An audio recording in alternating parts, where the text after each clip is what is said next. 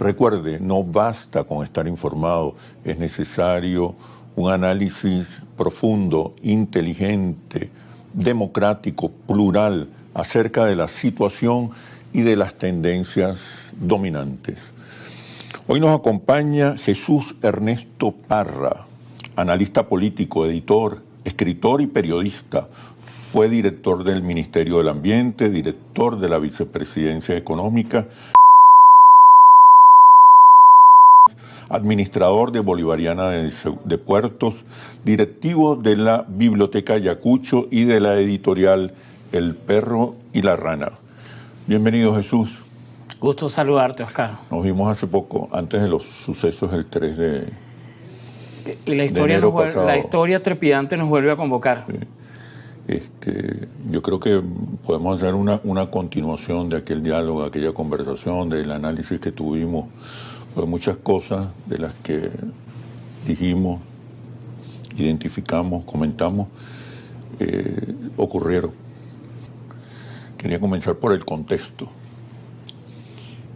Causó revuelo, escándalo, sospecha, amenaza la presentación que hizo el presidente de Estados Unidos, Donald Trump, con respecto al nuevo mapa global, donde añade, bajo la bandera de los Estados Unidos, añade a naciones como Canadá, México, Venezuela y Groenlandia. ¿Qué lectura le das a esa nueva travesura de Donald Trump? Es uno de sus manierismos comunicacionales. Travesura en apariencia. Utilizar la figura del troll, ¿no? El troleo de redes sociales. El escándalo. Para levantar audiencia, claro, para fijar matrices, a veces, o la mayoría de las veces, para amedrentar y establecer una posición de fuerza a la hora de negociar, y sobre todo ganar audiencia, ganar titulares y copar el espectro de significados, Oscar. La función política, porque en el fondo hay una función política, un objetivo político. Ciertamente, establecer la figura de Donald Trump ya no como un líder mundial o presidente de los Estados Unidos, sino como imperator, como un criterio de dominación, como él mismo lo dice, a veces más allá de la legalidad internacional, más allá del multilateralismo, y sobre todo direccionado hacia los intereses estratégicos norteamericanos, ya no de seguridad y defensa de una república, sino del control territorial planetario. Ese mapa tiene que ver mucho con la función informativa, la función comunicacional, la función cultural también, además de la función política. No, por el contrario, creo que él usa la desinformación como estrategia, de hecho. Se trata de una herramienta de desinformación. Absolutamente, absolutamente. Lo que hemos hablado, sustitución de la realidad por el holograma. Porque incluso el efecto se establece, el efecto se produce. Y él fija la agenda. Sobre todo con aunque haya habido desmentido, desinformación. Ya él fijó la agenda, ya él fijó la agenda, y la mediática y hasta muchos gobiernos se pliegan a esa agenda y responden. Ya vemos que toda la agenda, no solamente de comunicaciones, ya de prensa privada, sino hasta de prensa de gobierno en Europa, está volcada al tema Groenlandia. Incluso en vísperas del foro económico de Davos, donde... ¿Qué pretende? ¿De qué manera pretende influir en la dinámica de ese evento? Ahí viene la segunda fase. Primero viene la fase de dispersión de significados en la desinformación para básicamente dar el golpe político hegemónico, que es la toma del control del territorio de la Groenlandia. Bueno. Pero ¿por qué la toma del control del territorio de la Groenlandia, Oscar? Groenlandia la vemos por agenda como ciertamente parte del Reino de Dinamarca, del territorio del Reino de Dinamarca. Pero la lectura que hace el propio Donald Trump es mirar a Groenlandia como una isla americana, como parte del hemisferio que en esa hipotética, planteada por él mismo, partición mundial le corresponde a ellos y está establecida en las doctrinas recientes de seguridad nacional. Groenlandia para ellos es americana y por tanto ellos pueden disponer de ella a arbitrio cualquiera. Claro. ¿Qué importancia tiene Groenlandia? El, la nueva geopolítica. El Ártico. Y a partir de los intereses de los Estados Absolutamente, Unidos. el Ártico. El Ártico es el próximo territorio en disputa. Los deshielos, fruto de los cambios climáticos, han dado la posibilidad de que los puertos rusos del Ártico sean conexiones mucho más expeditas con la China. Y una forma de China mucho más expedita de llegar a Europa. Fíjate que vuelve Europa a ser el centro del debate, como es ahora en Davos. Pero no es un protagonista. No es un protagonista. Ya hoy. Lamentablemente ya Europa queda desplazada, creo que lo dijimos en este foro, queda desplazada del juego de poder global, no solamente por la pérdida de contundencia de su vocerío y la deriva de su propio liderazgo, sino al mismo tiempo, Oscar, porque pierde peso económico.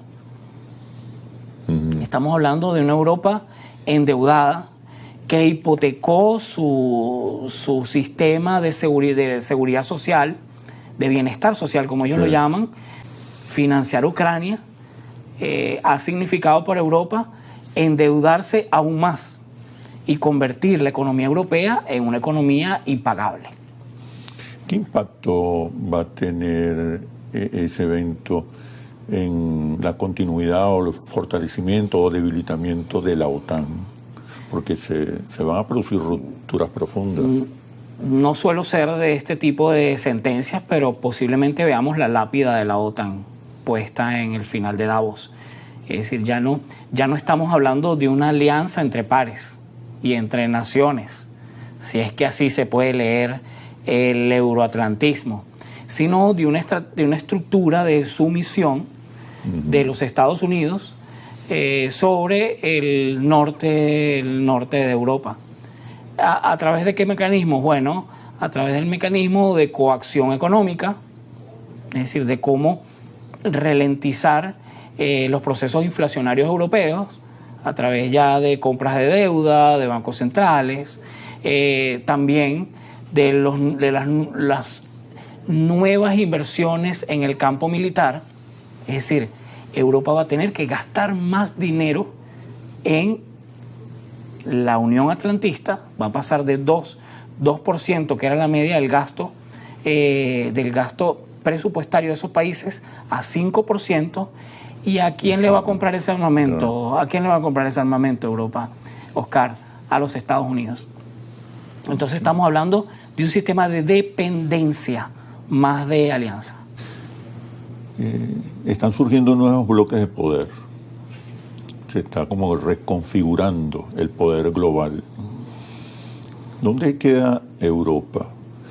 Uno podría pensar que Europa quedaría bajo la influencia de Rusia, mientras Asia queda bajo la influencia de China y Estados Unidos se apodera un poco del continente americano. ¿Cómo, en este contexto, cómo se reconfigura realmente el poder mundial? Pero me respondes cuando regresemos a los comerciales. Ya venimos. Es que hay que verlo con lupa, lo que llamamos bloques, porque China, aún así siendo una potencia militar y quizá el rector económico del sudeste asiático y gran parte del Asia interior, está rodeada de bases americanas.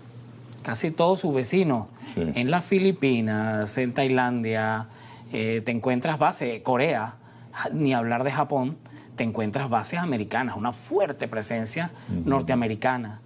Y Rusia está dirimiendo el tema con la operación militar especial, el tema de Ucrania. O sea, todavía está por hacerse ese mapa. Pero digamos que el primero que da el pie es Estados Unidos al replantear sus intereses estratégicos, fíjate. O sea, cuando él redefine sus intereses estratégicos y mira a América, primero a su entorno, y entiende que lo energético es fundamental, entonces allí cambia la balanza global. Empiezan a perder peso e interés el este de Europa, hasta el propio Medio Oriente, y poco a poco empiezan a pensarse la presencia en la propia Asia. Estados Unidos está entendiendo que necesita, bueno, primero que nada, una presencia fuerte.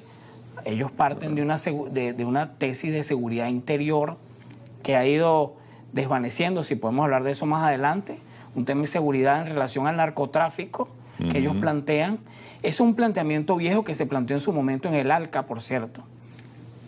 Pero en segundo lugar, ellos entienden que su propio déficit de generación energética los obliga, de cara al nuevo paradigma de la inteligencia artificial y los centros de datos, de tener recursos estratégicos energéticos, claro, accesibles a la mano, y además que les permitan montar o usar la ventana táctica, sobre todo, de monedas que ellos establecen. Es decir, sostener la hegemonía del dólar.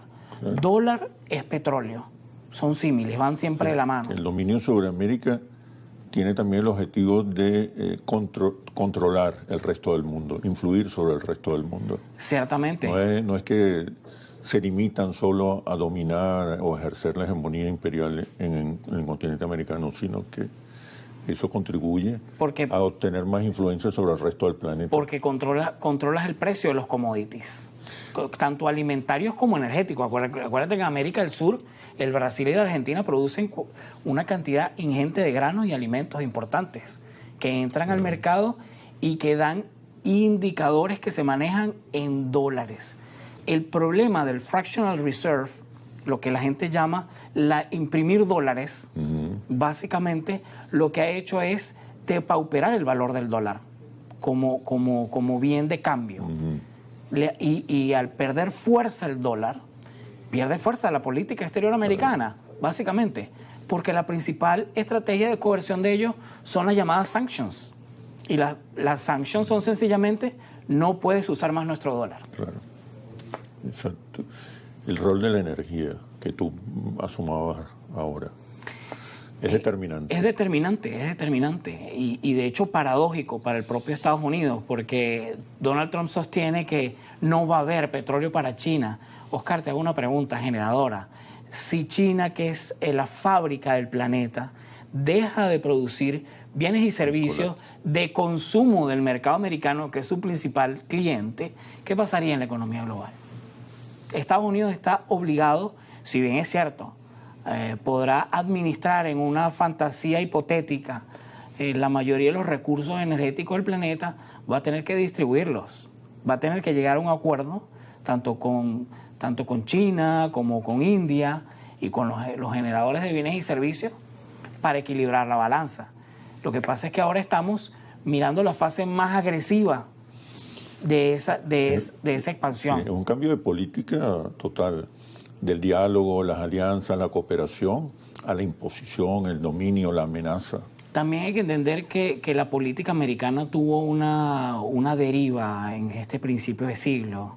O sea, George W. Bush intentó desde la autoridad presidencial, pero no terminó con los consensos necesarios y no produjo, sobre todo, la cantidad de crudo y control de los recursos del Medio Oriente. Por el contrario, degeneró un caos regional, y las administraciones demócratas, Obama y Biden, fueron bastante laxas, no tenían... No se ocupaban de América Latina no tampoco. lo entendían. Yo no sé si exactamente lo que esté haciendo Trump es ocuparse de América Latina o intentar ocuparla, ¿no? Claro. Intentar ocuparla. ¿Y América Latina dónde queda? ¿Cómo reacciona? ¿Cómo responde? Sobre todo, no tanto Venezuela, que ha mantenido una política de soberanía, independencia, resistencia intensa contra los Estados Unidos.